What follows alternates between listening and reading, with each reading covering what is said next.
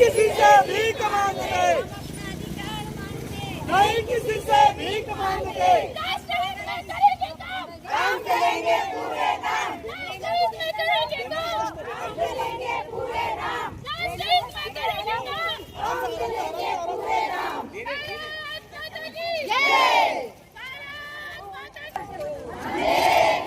भारतीय मजदूर संघ, अभी तो ये अंगड़ाई है, आगे और लड़ाई है, अभी तो ये अंगड़ाई है, आगे और लड़ाई है। भारत माता की जय, भारत माता की जय। हम अपना अधिकार मांगते, नहीं किसी से भीख मांगते, हम अपना अधिकार मांगते, नहीं किसी से भीख मांगते, अपना अधिकार मांगते, नहीं किसी से भीख मांगते। बीएमएसपी का पहचान, तपस्या और बलिदान। भारत माता की अपना अधिकार मांगते, नहीं किसी से भीख मांगते, तपस्या और बलिदान, तपस्या और बलिदान, बीएमएसपी का पहचान, तपस्या और बलिदान।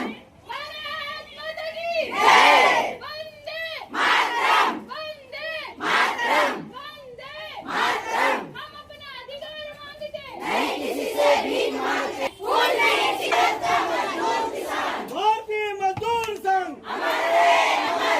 भारतीय मजदूर संघ, बीएमएस की क्या पहचान, बीएमएस की क्या पहचान,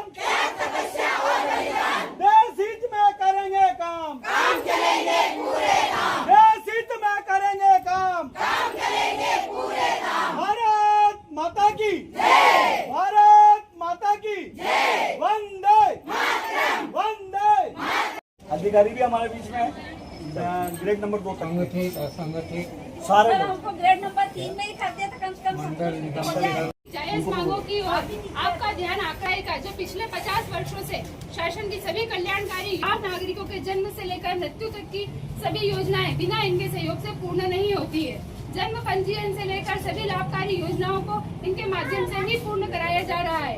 किसी भी विभाग का कार्य बिना इनके नियमित कर्मचारी को लाखों वेतन ले रहे हैं नहीं करते, वहाँ भी अल्प मानदेय वाली हमारी कार्यकर्ता बहनों से पूर्ण कराया जा रहा है। जनगणना, जन सुनवाई, लाडली बहना योजना, मतदाता पुनरीक्षण, BLO, फाइलेरिया, मलेरिया, मच्छरदानी वितरण, जन कल्याणी योजना में हमारी बहनों का सहयोग किया जाता है और हमारी बहनों को सहयोग न करने पर पद से पदे करने की धमकी दी जाती है। साथ ही उनका खुद का विभागीय कार्य भी पूर्ण नहीं हो पाता, जिससे उनके मानदेय में भी कटौती की जाती है।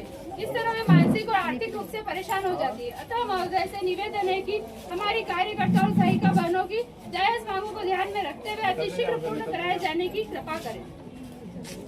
कार्यरत समस्त कार्यकर्ता और सहायिकाओं को राज्य अंतर्गत राज्य कर्मचारी के रूप में नियमित करते हुए सभी सुविधाओं का लाभ दिया जाए। दूसरी है, मध्य प्रदेश में कार्यरत समस्त आंगनबाड़ी कार्यकर्ता और सहायिकाओं को न्यूनतम पेंशन से कम 5,000 रूपए दी जाए। मध्य प्रदेश में कार्यरत समस्त आंगनबाड़ी कार्यकर्ता और सहायिकाओं को केंद्रीय कर्मचारी की रिटायरमेंट की आयु 65 वर्ष की जाए। मध्य प्रदेश में कार्यरत समस्त आंगनबाड़ी कार्यकर्ता सहायिकाओं की मृत्यु होने पर उनकी बहू बेटी को अनुकंपा नियुक्ति दी जाए। मध्य प्रदेश में कार्यरत समस्त आंगनबाड़ी कार्यकर्ता और सहायिकाओं की कार्य के दौरान मृत्यु होने पर उनकी सांत्वना राशि को कम से कम 5 लाख रुपए दी जाए।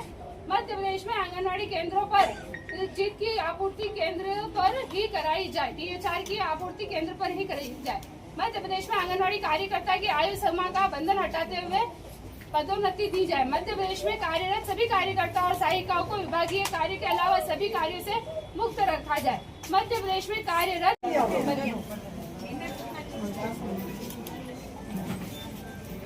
बैनर दिखना चाहिए, हमने दिखना चाहिए,